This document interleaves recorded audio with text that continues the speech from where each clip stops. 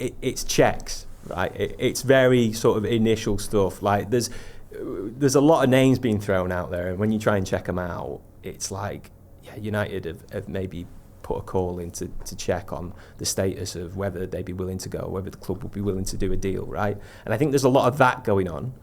I don't think there's so much, we're ready to sit down across a negotiating table and talk figures. And again, because they need to sell, because they're trying to stick to this line, because they're trying to be disciplined.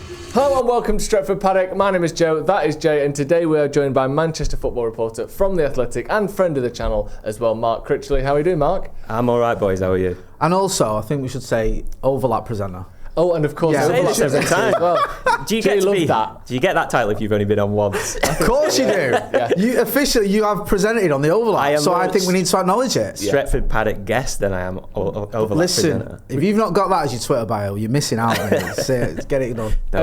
We've got loads to talk about today in terms of transfers. There's plenty to go through, but also a sort of PSR and finances angle. You wrote a big article recently about sales, about what Man United have actually got to spend, how it all works from this rotating credit facility to the PSR side of things, to the cash side of things, to even the sort of stadium and all sorts of things. You kind of are our go-to guy when it comes to that is worrying. What we can spend and how. But I think people are really interested in this because it's, as football goes on, more and more and more, is it about staying within the guidelines? It feels it's less about what you earn, who you can attract, and more about how does this look on the books? How does this buy potentially lead to a sale? What will he be worth in 2 years? It feels as though it's almost finances before football. Yeah. And I think you're the guy to talk to about that. So thank you very much for coming on, as always. Problem.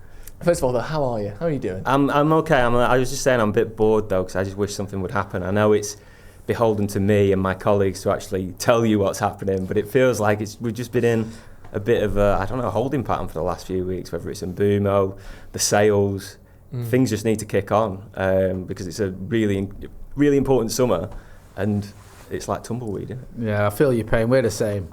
Yeah. We're doing like news updates every day and it's like, so United still waiting to see what's happening with Mbeumo and Gyökeres, he looks like he's fallen out with Sporting. Don't know if he's going to end up at United. But it should kick off, right? I mean, the back in training next week, and there's been a lot of frustration. I've sensed it all from people, online and whatever, in the street.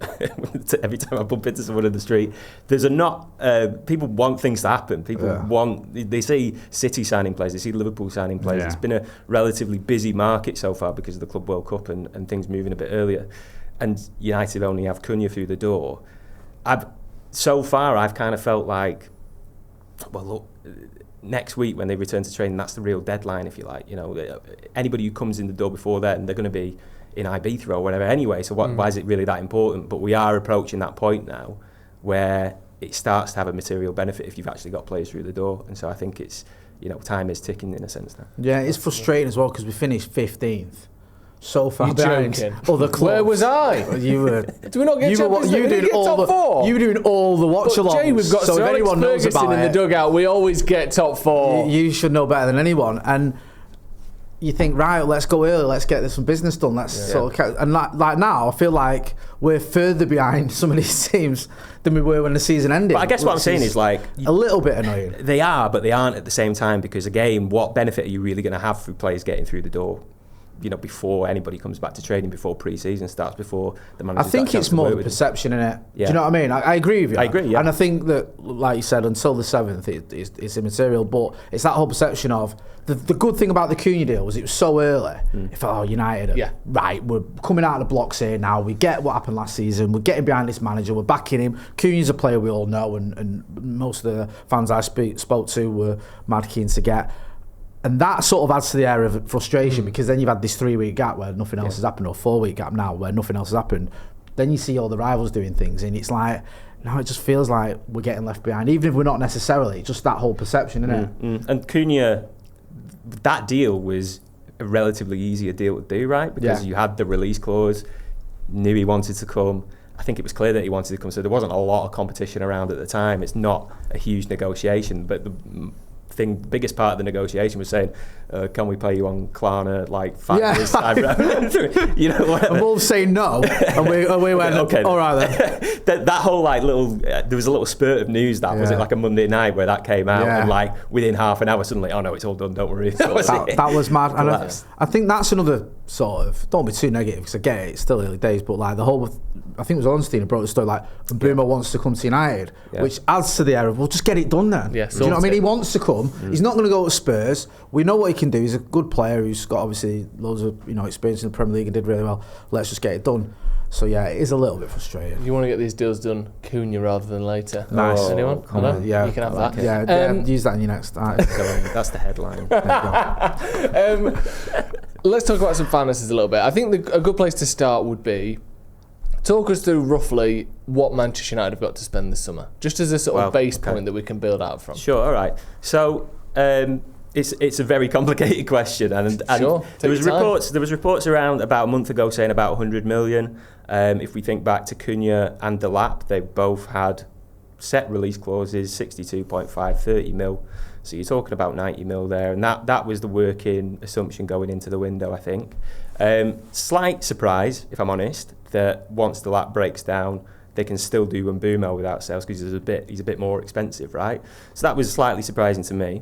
But if we break it down to just the numbers, if you looked in United's last set of accounts, which came out a few weeks ago, up until the end of March, they had 72 mil in cash in the bank.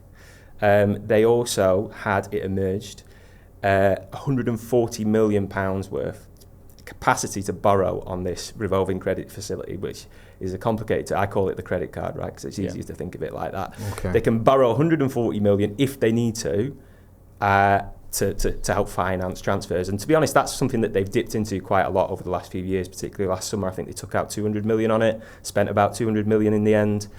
So it's something that United have used quite a lot. As far as we know, though, they haven't dipped into that yet. The accounts said that up until they were released that hasn't been used, or at least it didn't say they had been used, so we have to assume they weren't. So you're still working on this basis of around, I don't know, like, I suppose it's up to about 120 million now, but then how much of that is paid this summer? You know, we know that Cunha, there was they're paying like 1/3 of the 62.5 million this summer, and then another next summer, and then the summer after that. So there's a lot of moving parts to how much any club, not just United, can spend in one window. I think the key thing to think about United in this window compared to others is that there's a sense now that the club needs to be more disciplined in how it's acting in the transfer market, and it's all well and good saying that. And so far, I think we can largely say they've held that line right. Maybe that's why Mbeumo is taking such a long time, because as much as fans want him through the door and they want to see this progress and things happening, it's actually important to have red lines in negotiations and to hold your ground at points and try and get the best deal done, and even if that takes a lot of time. So I think that is that is the shift that is perceptible at this point. And you see that as well in this fact that, you know, the sense is that they need to make sales before they buy anyone, in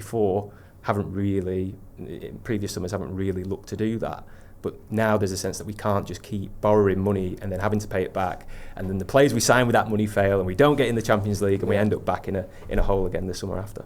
You mentioned there about sales, and I know you covered it in your article as well, because United historically have been awful when it comes to player sales. Yeah. We don't tend to get good money for our players, and I think I'm trying to remember the numbers as well. More recently, we've seen likes of Chelsea and City selling players for like hundreds of millions. I think ours was just over 100 million. Yeah. I think you said. Now, there's reasons behind that. Obviously, City have won title after title, so their players are obviously worth a lot more, and it's easier to sell a player who's part of a successful team or a successful squad. United used to do it back in the day under Fergie. But of late, it just seems that United have really struggled on that side of things. I think one thing to appreciate is that it was never that much of a problem. Yeah. United had money to spend. Like before COVID, I think you were talking more like 300 million in the bank. They could do what they needed to do in terms of incomings in any given summer without really having to worry about, well, is this player nearing the end of his deal? We've only got 1 year left before we lose him on a free. Do we need to cash in now? That wasn't really a consideration. Do you remember Dan James going to Leeds? We talk about this a lot, don't we? Was he like one of our biggest sales? It was like 20. I don't think it even reached 20 million, but it was 25 maybe. I think it was actually. Yeah, I think that's about right. That was one of the biggest sales that they'd done. I maybe even want to say since Ronaldo, since breaking the world transfer record. I think it's our 5th or 6th highest sale ever, depending on how much you think Beckham went for. Because that was 23, wasn't it? Yeah, but then it's adjusted for inflation and things like that. Put it in euros. I think the euro used to be weaker or stronger. But it's literally, we got about the same as we did for David. And that's no disrespect to Dan James. Well, Dan James shouldn't be like one of your highest ever sales. He's the fifth the amount of good players we've had. No. And the frustrating thing for me is I understand your point, like, we haven't always had to sell to buy, but the amount of players we've let just the contracts run down well before they've been of any use to Manchester United. Yeah. The obvious one for me, or the biggest one we talk about quite a lot, is Jesse Lingard, for example. You talk about it a lot, don't you? Yeah. Where he goes on loan to West Ham, smashes it. They want him. Newcastle, I think, want him as well. We don't sell him to anyone, and he just runs down his contract. And literally played about 2 games. Yeah, exactly. And it's like, even if it was only... It's a free 10 million quid. Yeah, even if it was only 10 million quid, but that's 10 million quid we could have... That's like the golden example, I think. Yeah. And that's somewhere where Lingard leaves. You have, how many was it? It was Mata, Matic, was Pogba. It that Pogba, Cavani, and was there... Cavani as well, yeah. But I think what happens is, and you could even look at it this summer and say, well, look at someone like Lindelof, right? Like, I think there was a bit of interest in him last summer, Turkey, places like that. There's never that forward thinking, forward planning where you think, okay, maybe we could make a bit of cash on the side here and just bring some money in quickly, and while we still can, for a player who, I think the problem is, Lindelof probably still had a bit of a role to play this season if you looked at the squad last summer. It was almost like, well, we could get rid of him, but what if we have a few injuries at the back and we actually need to rely on a centre-back in that situation? That is the problem, where United aren't buying players to almost future-proof the squad. And so when players get towards the end of their contract, they're actually still necessary, they're still needed, rather than they're on the chopping block. I think that's been a big problem. Johnny Evans, as much as I like him, is a perfect example of that. It's like 2 years ago, no one thought that Johnny Evans would ever play for Man United again. It wasn't on anyone's radar whatsoever. Then he comes training while he's looking for a club, getting back from an injury. All of a sudden he's here, and the first season I think he played the second most minutes of any centre-back that we had. Right. And then last season, last season, in fairness, especially after Amrin came in, he barely played. But Ten Hag was chucking him games here and there before he left. Yeah. And you think, like you said, there's no reason why Manchester United should be relying on Johnny Evans for the last 2 seasons. But we're in a position where we did. And we shouldn't have been. I know he was decent and he played well, especially last season, or the season before last, he played well. But I just think, like you said, that should be a 21-year-old or a 22-year-old, or a different way of doing things than it's someone at the end of their contract who, it's a different situation because we're never going to get much money from him. I get that. But like Lindelof, Evans, you look at those players that we mentioned before with Matic, Mata, Pogba, Herrera went for a free, Lingard went for a free, Cavani went for a free. All these players just come in and go, and up until the second that they leave, you're not sure whether we need them or not, and then they go, and then we could have got money 12 months ago because they didn't really play. But it's just, it's embarrassing. It's like, it's just such a sort of, we'll keep them, don't sell them. And then you look at other clubs. I mean, we need to talk about Chelsea a little bit, and I'm sure you're not quite as drilled in on the specific numbers with Chelsea, or maybe you are. But I'm not, but go on. But they're like the exact antithesis of United, aren't they? Where it feels to me, again, looking from the outside, that they're not as big as United, but they're a big club. They're one of the biggest teams in England. But they have got this like buying and selling sort of faceless pawns of football routine down to an absolute art, where they are spending literally billions more than everyone else, and somehow are fine on PSR. Yeah. How is that happening? And at the same time, United are doing what we're doing. It's like, you can have 80 million up front for Harry Maguire. Sure. I think, Chelsea, the thing about Chelsea and City, we mentioned in both in that piece, it's academies, right? It's producing players through academies, getting them at scale, buying them in from other places, sending them out on loan, developing them that way, increasing their value that way, and then selling them on. And if you've managed to get them for a low enough fee and you sell them on for a bigger profit, then that widens the margin in the books. Chelsea have been doing that. I mean, people talk about it being like a farm now in terms of how many footballers they've got and like XXL dressing rooms or whatever. They've actually been doing this for for like 10 years though, to an extent, right? Because I remember being on the desk at the Independent and putting together photo galleries of Chelsea's loan army, and it was like 65 players when they had that reserves. Transfer ban and they just recalled all the loanees, and it was like Tammy Abraham, Mason 60 players just come back, and you're like, hang on a minute. Turns out we had a first team squad just out on loan at Vitesse Arnhem, And if you look at, like, this is one of the biggest differences for me with United and Chelsea at youth level, because I think United and Chelsea have won the FA Youth Cup the most times. I think it's us then Chelsea behind us, and I think they won it about 4 or 5 times on the spin. They have a lot of good young players, but how many of those young players ever play for Chelsea's first team more than once or twice? Some of them never play for the first team and are at the club for the next 10 years. Yeah. You've seen those stories, haven't you, where they're just constantly loaned out. Where at United, you tend to get a chance.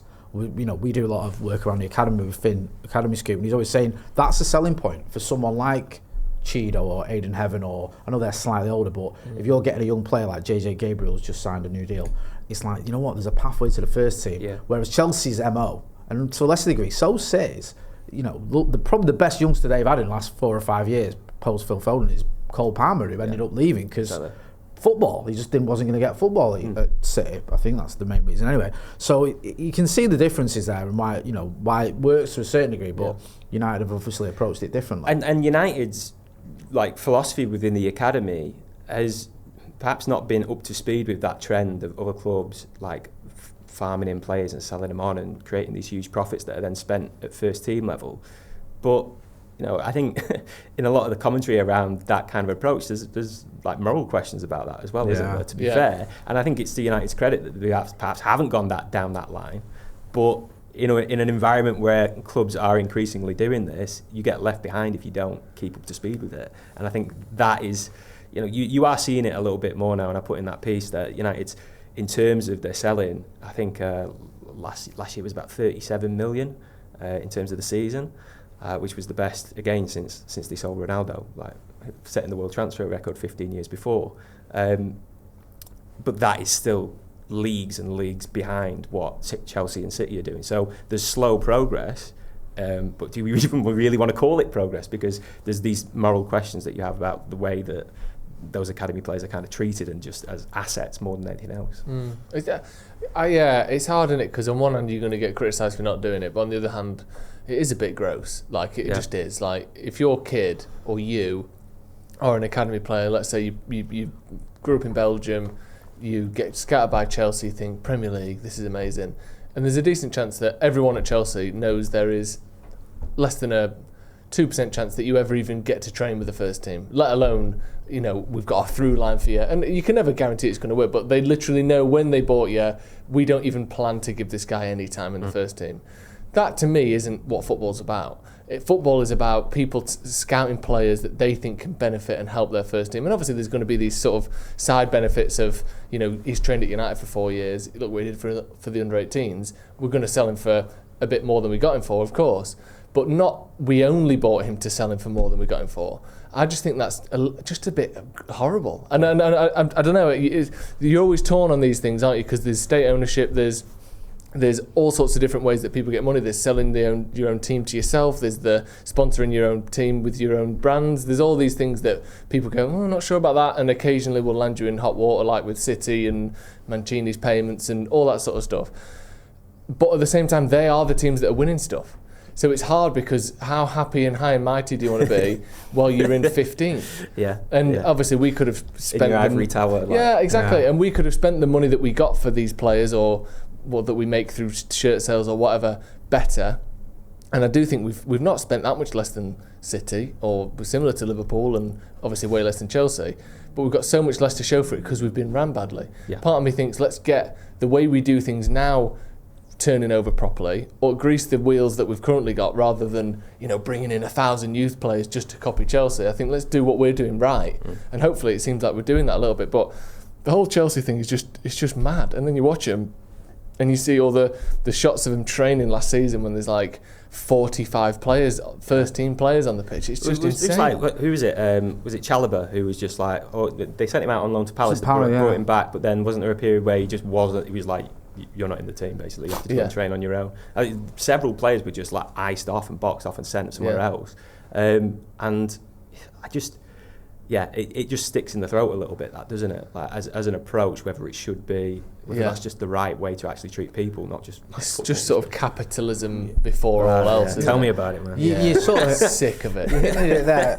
Do you think there is sort of a new approach now and a new understanding about sales? Because it is early doors, still quite early doors for Ineos in terms of what they're trying to do and what they are doing. I know we've had, I think this will be, is it the third window where they're fully in charge? Do you think there is a sort of understanding of how things have got to change? I think there's an understanding. I think you can see that even, we're talking about youth recruitment, you've seen some of the different talents that they've been going for over the past year, essentially. I'm thinking someone like Sekou Kone, for example. Not the type of player, not the type of market that United would be going in to sign people. Diego Leon coming in. I have no idea if either of those players or these other lads coming from abroad are going to eventually make the first team. If they don't, then you could say that they are following a slightly similar trend that City and Chelsea and other trendsetters have been doing in the past. I think, though, really the big shift this summer is simply because there's a lot of players at that first team level now who, whether you're a selling club or not, whether you're taking a different attitude, they need to go because they aren't in the plans of the manager, and they're either at odds with the manager or they're at odds with the club, and they're on big wages. And I think that is more the driver of the momentum behind what you're seeing this summer. I mean, I say momentum, like nothing's happened. What are we talking about? There's no motion there anyway. But that is, it's more of a necessity, really. They've been pushed into this position where cash levels being what they are, the squad being how it is, the makeup, the harmony, if you like, between some players and the manager, they just have to sell. And look, personally, I'm not that surprised that they haven't yet. I think coming into this window, a lot of it has gone the way that I would have expected looking at the books a few months ago, right? And it's gone the way, just the knowledge of Rashford's wages, Sancho's wages. This stuff was never going to be solved quickly. And it doesn't take like a 4D chess master to look at United and realise that they haven't got any leverage in the negotiations over this stuff, right? Because they need to get rid of these players. Everybody knows it. Amarin's told Garnacho, go and find another club, literally, and it's come out. Rashford's been exiled, then been out on loan. Sancho's been exiled. Anybody who's in for these players and wants to buy them knows that United need to get rid. So why would you go on the 2nd of July or, the 28th of June or wherever 3 weeks ago and say, yeah, we'll give you 40 million for them, we'll give you 60 million. You wouldn't do that, would you? No. Because know, I mean, maybe next Monday is a bit of a, maybe that's a bit of a line in the sand, I don't know, but if they go in and they're training on their own or whatever, and maybe things start to accelerate then because it's starting to come to a head. But why would you move early if you're a club that's actually interested in them? I think that's where I do have some sympathy with Ineos, because I don't often say that, but they have inherited a bit of a mess as well in terms of, because a lot of these deals and contracts were signed before they got here, and it's like you've got a manager who, like you said, doesn't fancy Marcus Rashford or can't get a tune out of him. The relationship there just seems completely untenable. Jadon Sancho, I just think he's just, for a multitude of reasons, has just been a disastrous signing for Manchester United, and that's not on Ineos. That's on the previous owner, the Glazers and whoever else was at doing that deal and the contracts he signed. So yeah, I do have a little bit of sympathy there, because it's so difficult to move on players who are on massive money, and they've also done okay on loan, but not unbelievable where you go, wow. Especially when you hear like Marcus Rashford wants to go to Barcelona, and Jadon Sancho I think wants to go to, is it Juve he's been linked with, or I think like, do you know what I mean? It's like, I just want to go to Barcelona or Juve. Like, who's the two of the biggest clubs in the world? They're, wouldn't we all? But it's not going to be that simple. So I do have a bit of sympathy with Ineos on that front. But then they still need to make it work, don't they? Because, like I say, you can't have players just hanging around on massive money, and especially when you need to get them on to get some of the signings that you need. And Garnacho as well. I think just the way that situation has been handled, and I don't want to come here on here and do my Garnacho prop again, because I did last time. I was say my Garnacho impression. No. What was your? I don't have a Garnacho impression now. No, well, we've all I stuck up for Garnacho a few months ago, and I wish I hadn't bothered, because as soon as I did it, it's like a week later. It Is that why the tide's turned? Yeah, I think me and Joe had a kiss of death, right? We did a video on Andre Onana, and I think he's not had a good game since. Said how good he was. Yeah. It was in December, and we're like, you know what? Onana's quietly. I did it exactly the same time. Like last week in November. Like Onana's been great. Yeah, that was about the same time, we did it. Yeah. And then he went bad performance. Like that December, we lost like 6 games in 1 month, and he was shocking in almost all of them. Like, actually, I remember my piece came out on the day of that Young Boys, not Young Boys. The team from Norway with the yellow kit, what are they called? Bodo Glimt. Bodo Glimt, and he nearly got sent off because he nearly handled the ball outside the penalty area. It was a classic, wasn't it? Okay, I think ours was around I remember the Forest game. It wasn't far off that. At home, there was that one, wasn't there? That was a good one. So yeah, it's difficult. But we couldn't see the wood for the trees at that point. Nice. Around the Forest game. That's a double whammy, that, isn't it? With Chris Wood, really good. I'm impressed. You're on fire tonight. You can write that down. You can use that one. Just on Garnacho, you don't have to be propaganda. It is different with him, obviously, because he's not on massive money. I take it. No. And of the 3 players mentioned, he has got a lot of sell-on value as well. If the club comes into him because of his age. Whereas Marcus Rashford, obviously 27, Jadon Sancho mid-20s. I know they're not old players, but there's not much room for manoeuvre there. With Garnacho, though, it just seems to have gone a bit quiet. I don't know. Like, I'm looking for news because I'm thinking there's a saleable asset from the academy as well. So PSR and all the rest of it, fantastic. Yeah, doesn't seem like much is happening. There was rumours maybe Chelsea, obviously, were in for him, but nothing seems to be moving forward. So I think the sense is that he would like to stay in England in the Premier League. You're right, Chelsea have that long-standing interest, and they were there in January as well, obviously. But I think it comes back to what I was just saying before, in that if you're an interested party in Garnacho, why are you going to make the move now in order to and just hand over United's asking price when if on Monday, as I say, if he's training on his own, and it becomes evident to the world that there's absolutely no way back for him, and if he's not he's not taken on tour or whatever, then his value is going to depreciate as closer and closer that it gets to the deadline, and you're going to be able to take advantage of United's desperation to get rid. Right? This is would you risk taking him on tour after the last little trip to Malaysia where he looked like he had a gun to his head when he was signing those autographs? Just a bit. Even if you wanted it for PR purposes, do you know what though? Let's pretend everything's rosy. It's a big, massive risk, isn't it? He played, which I was a little bit surprised by, because he hadn't obviously played in the Villa game, and it had broken off quite badly. And I was surprised he was there at the Villa game. I was surprised he went on tour. I was surprised he played. So I don't want to say fair play to him for doing that. I think in the end he had no choice really, probably. But yeah, it's a really challenging situation, to be honest. And I don't know that Instagram post as well, right? That doesn't help. Which narrow it down. Yeah. There's 84 to choose from. Day one, or the Aston Villa shirt, or the interview one, or the one where just walking off the pitch rolling his eyes. You're gonna have to. No, I meant the Villa shirt one. The shirt one. I actually, when that came out, I was like, come on, like players always wear shirts, but let's be serious. You know what? This is the argument. Let's be serious. This is the argument I have with everyone, right? Because if it was in isolation, I'm not bothered. Sure. If it was like he's wearing a different, a shirt from a rival club, not a rival, just a different team in the Premier League, it's not the end of the world. It's not that deep. Other players have done that and no one cares. It's the fact that this is like number 93. One of his fellow political prisoners. It's also a Villa shirt with Rashford on the back. I think it's a message. He knows. Garnacho. We've both been exiled. Yeah, and look, I know social media quite well. He knows what's going on. I'm going to dip into the PR again here. I hope not, but I can understand also that maybe from his perspective, if the manager's like, get out, find another club, and you just want to have a little nibble back. I can sort of, in that context. I struggle with that one, no. I do, and I've defended, but with that one, I was like, you know what you're doing? All I'm saying is that I think it post your holiday picks, by all means, but you don't have to have these. One could be a result of the other, is all I'm saying. Yeah, fair enough. Yeah. I mean, I actually felt a little bit sorry for him that he got dropped from the final. And I understood his frustration, even though I didn't agree with how he went about voicing it. Because I shared that I thought he should have got more minutes than what he did. But it's non-stop in it, and it's just like, come on. It's going to be interesting. Because remember, was it under Ten Hag when Sancho came back for pre-season? Yeah. There's been one almost obvious. Every year. I was thinking, last year was Sancho and Greenwood at the same time. There was that issue was still live. Yeah.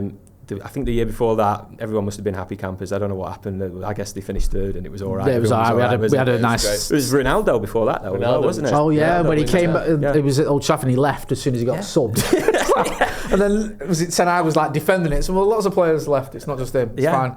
But he didn't come back for the first day of training either, did he? I don't think it was horrible, wasn't it? You just... Can we just have a... Just been a mess. Drama-free And that's a big summer. part of it, though, not just from a financial perspective, but we spoke about this on the channel a lot, but the sort of the culture in the dressing room. And whether it's like people busting up behind the scenes and it never coming out, because I don't expect everyone to be happy at all times with every decision, because they're players who are used to being right, they're players who are used to performing well, getting their own way, as any and also they're just human beings, so you want to get your own way, you want to play.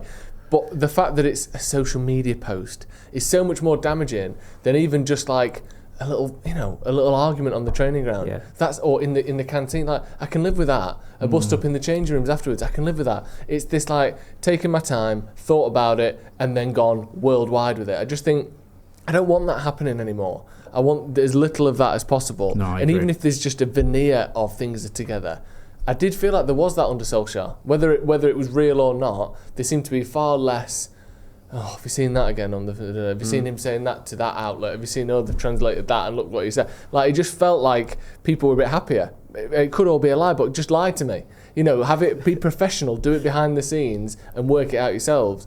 I just think like it hurts people's sell on value. It makes the fans who are already struggling to love the club because of how we're playing struggle even more to love it because it feels like they hate each other. It's sort of presenting villains to people, to the press, to the fans, to other players. It just feels like, I don't know, a toxic environment, and you don't want that. Whether it's fake or not, you don't want to think that about your own team. And I think a big part of this summer is getting rid of that. And I'm not, saying that Garnacho, Rashford, Sancho, Anthony are bad people, or none of them have even done anything particularly wrong. There's not even been any mad stories or anything. It's a bit of late for training here, a bit of petulance there. It's all normal stuff. But I just want to move on from it. I just want it to feel as though Man United are normal again. Yeah. And just make Manchester United normal again. Manchester normal again. Man United What's the MMUNA? We'll get some caps made next time you're on, Matt. You know what I mean? I just think just sort the problems out. Yeah. And they're not the only problems, but just sort these things out. In terms of selling players, I know obviously we don't know who's going to go for what and when they'll get sold. Does there seem to be genuine interest in all of those players? Is it? Do you think there's anything where you go, I worry that we're even going to be able to get him out the door? I think that there'll be so I think there's levels of interest in all those players. Okay. I think interest is just interest. It takes a lot more to be able to do a deal and to get things over the line. I think Rashford, for example, like I'm saying about why would you offer 40 million or whatever now? I think there's more.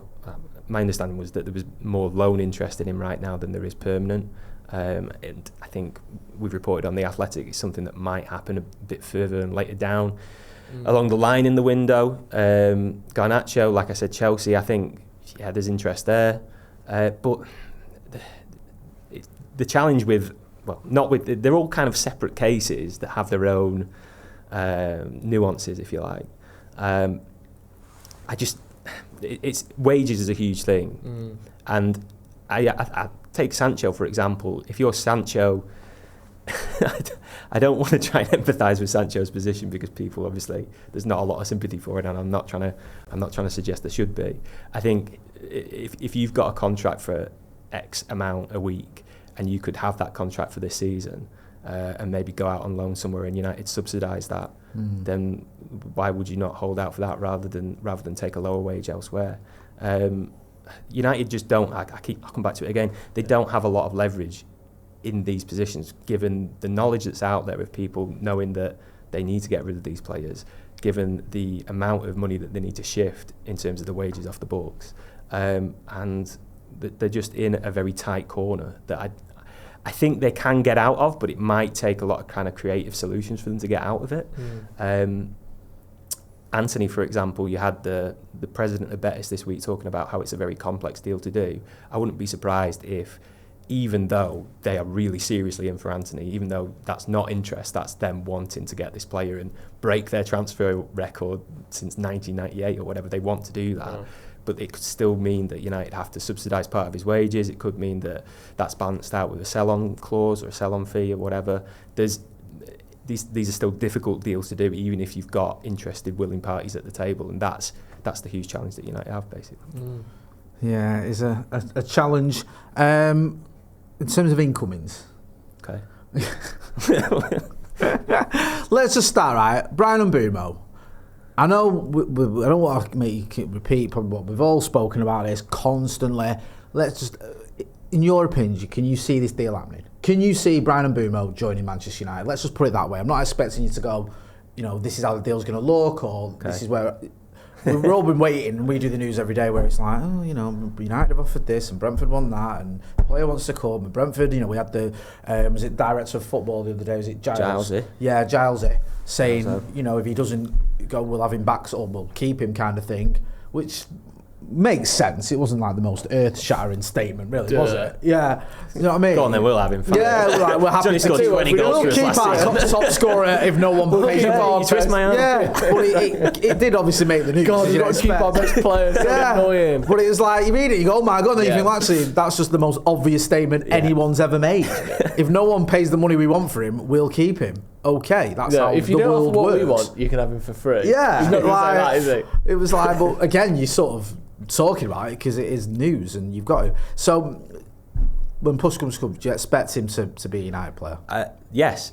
Right. I still think it will happen. Yeah. I think you've come this far down the line. Yeah. The player clearly wants it. United want to do it.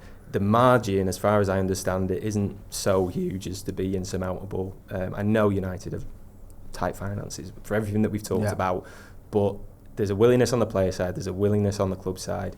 There isn't serious competition. He's made it clear, colleague David Ornstein reporting this week that Mbeumo had told Brentford and Tottenham that he wants to join United. That's his decision. Great. I think that all points towards it getting done at some point. It's just that it's taken so long to get to this point that people are clearly having second thoughts and getting frustrated. And on reading again, maybe just a little too much into those comments by Phil Giles, the director of football. I appreciate the stance, but what else is he going to say? He's a director of football on the record talking about a live situation involving his most valuable player. He's not going to stray from the party line a little bit. There's no deal been done, so he's not going to say, "Oh yeah, well he's going United and that's it." So I think everybody's very hungry for information. And there's this huge appetite for progress and for things to happen, and it is frustrating that it hasn't quite got over the line yet. But I still don't see a reason why it shouldn't. So, accounting for all these things can change, I don't see a reason why it shouldn't happen. It's weird, isn't it? Because it's been so close for so long. Now it'd feel like a massive. Oh, I feel like we've lost a player. Yeah, it would, wouldn't it? That's the thing. It's not like it's a surprise. Like, Mbeumo, it's like we've had a month of waiting for this to happen, of getting used to the idea. Yeah. Last time I was in it, the lap broke down while I was on the show. Oh God, don't tell us that. Keep checking social media just in case there's I'm just going to search Mbeumo on Twitter, let me tell you. Ornstein's just tweeted. But I remember the feeling out of that was like, what are we going to do? Like we were saying off. To be fair though, and you're right. No, we're all good. But there was a lot more doubt on there, I think, with the Delap one because you knew Chelsea were in for him. Exactly. They have Champions League football, and we never knew where Delap wanted to go either. That was big. There was also. We had a couple of rumblings that the talks with United hadn't gone as well as some people had hoped. I think the direction of travel was pretty clear. Chelsea, so you felt like, okay. Whereas with this one, the Spurs one never seemed to amount to anything. And there's no one else in for him. Like Arsenal obviously aren't in for him and no one else. So, it would be a very, very annoying. But if it doesn't happen because United don't pay the price probably, right? Yeah. At this point, that's the only barrier here. And in that case, I don't know, would they be wise not to? Is that them being disciplined? Is that them showing the restraint that we've actually wanted them to show and been saying that they need to show? Because we always say, this club, they need to be better in the transfer market. They can't just be bent over a barrel for whatever player. But then suddenly, when they're not, then it's like, why aren't you signing him? I agree with that. I think the annoying thing for me would be, if all the reports are true, is that we're so close in terms of what they want and what we're willing to pay. And it's not a preposterous number, if they were going, we want, even if it was 70 million, and United were going, we're not going to give you 70 million, I could go, all right, but apparently they want 65 and we're going to give 62 and a half. Yeah. Which that would be the frustrating thing. It's so close in terms of the fee.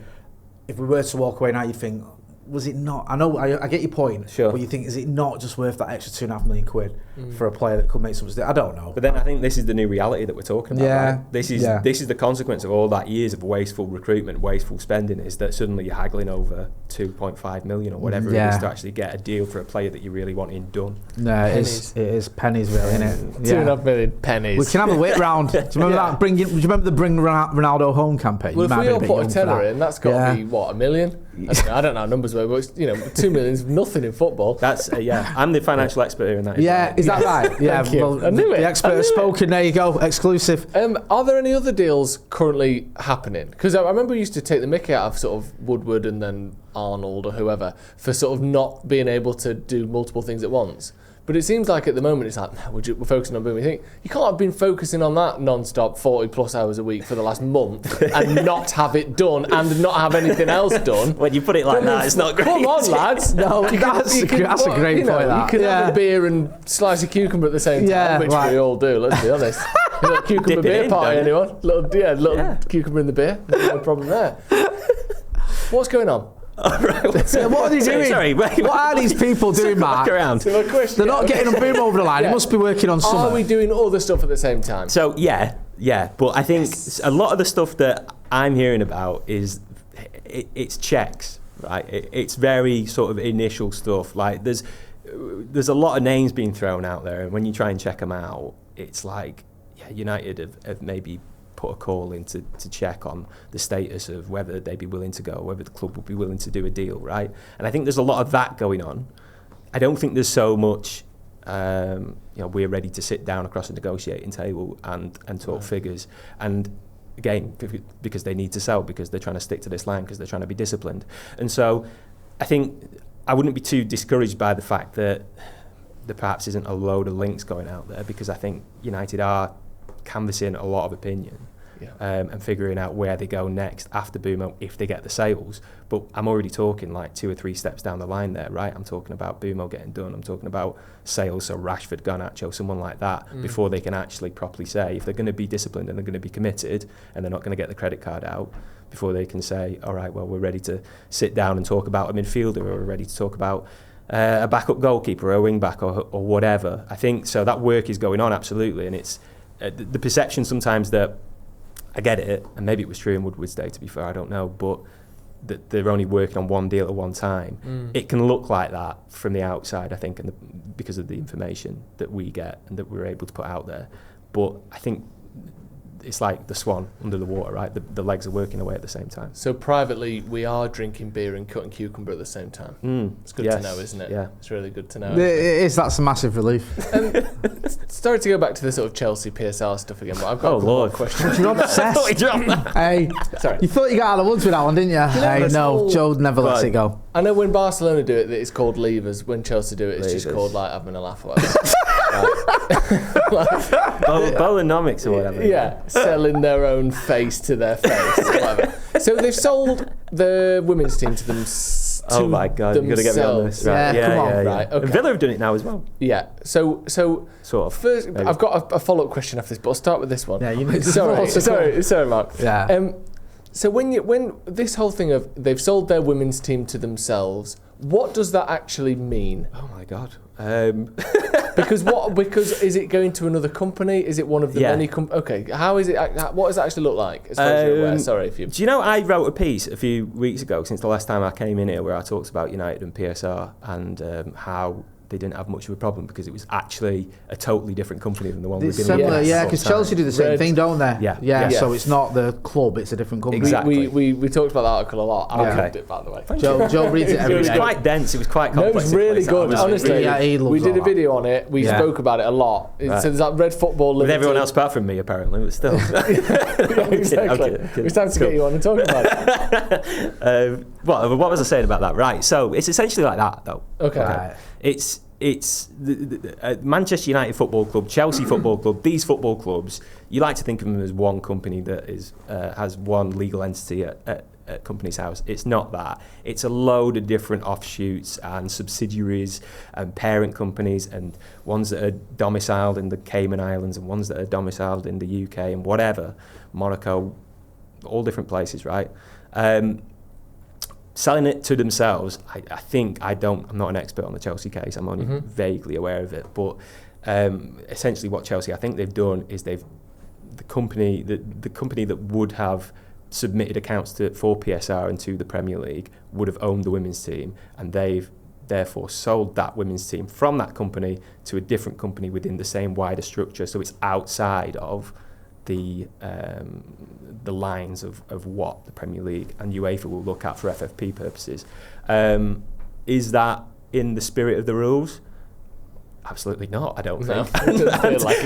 But it is within the rules, right? It's within the letter of the rules, but it's not within the spirit of them. I think what PSR, I haven't really spoke about it here because it's not really relevant for United, and we've just had the 30th of June deadline, right? And people were like, well, Villa are in a bit of trouble, but they'll actually be okay. And it turns out, I think, well, everyone's going to be okay, I think. So if it's nice, and that's the message to take from this video. You can do whatever you want, and it'll be okay. All right. Yeah, exactly. Go on, you had another one, didn't you? My follow-up question is this, because I've got a master plan. Is it possible? I'm going to go like this for this. Okay. Is it possible for a club to sell the men's first team to themselves? So, for instance, Man United sells Manchester United FC men's first team. Value circa $6 billion.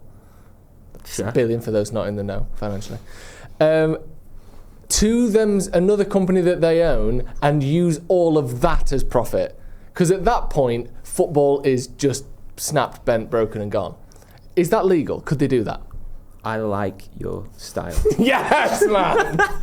I don't know if it's legal, though. I don't even know if it's feasible. I think the problem you'd have is that the Premier League is supposed to be looking at the accounts of the team that plays in the Premier League, which is the men's team. So if you sell... Jay, help me out.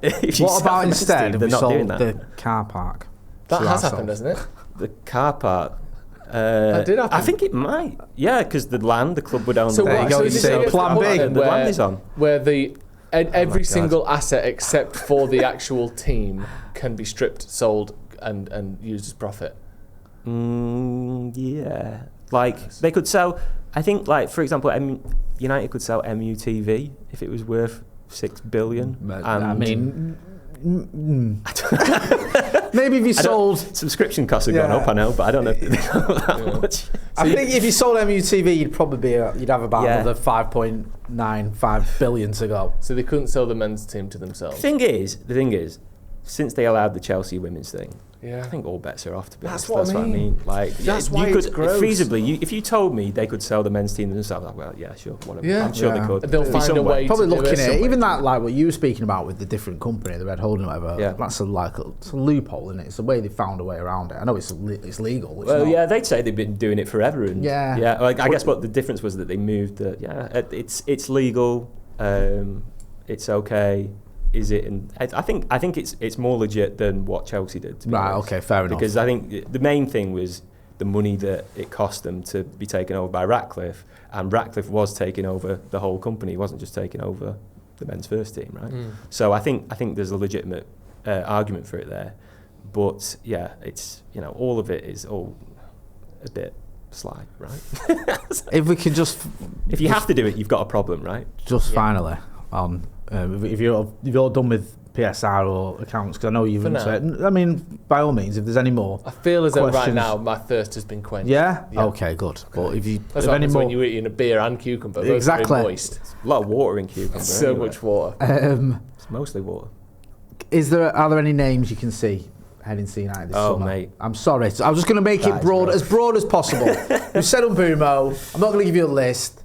Is there anyone on the radar? I don't think I'm ready for names. I'm sorry. Do you think it's just... I think it's we'll just... have to wait and see. It's all too preliminary at this stage. I think they're making checks. I think a midfielder would be good. I think Amorim wants a midfielder. A striker, obviously, I think is necessary. that's the other thing that's really surprised me about this window, to be honest. And I worry that we're going to get to a point in like November where we're like, maybe they signed Cunha, maybe they signed Mbeumo, and we're like, oh great, positive optimism, new season, and then they're like 12th or 15th, or maybe it'll go lower in November, and we think, well, wasn't the striker the one thing that they actually needed this summer? I think if that happens, they didn't address it, and we just were like, okay. Because I think the Cunha and Mbeumo are great players, right? But I have a slight worry about whether I know they scored a lot of goals last season. Are they actually a proper goal threat? Are they actually an outlet that you want to be putting goals away? I'm not too sure. Do you think there's anything in, if a new striker comes in, is that curtains for Rasmus Højlund, do you feel? Or I think Højlund's in a place where I think the sense is that he wants to stay and he wants to try and make the best of it. I think if you spoke to people about Rasmus Højlund, they'd say that he's a guy who comes in, works hard every day, is really determined to try and make a success of himself at United. But obviously the last season wasn't good enough, and I think there's still questions about whether he is himself good enough. There's interest from Inter, I think, as we've reported on The Athletic.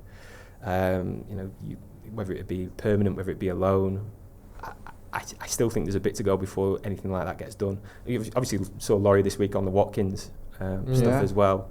That's interesting, but again, I think that's very... It comes back to what I was saying before about these conversations that were had. I think that one is a little bit historical, was at the end of the season when they were talking about Rashford as well. But those type of conversations are going on at striker, similarly with Rasmus Højlund and whether he's got a future.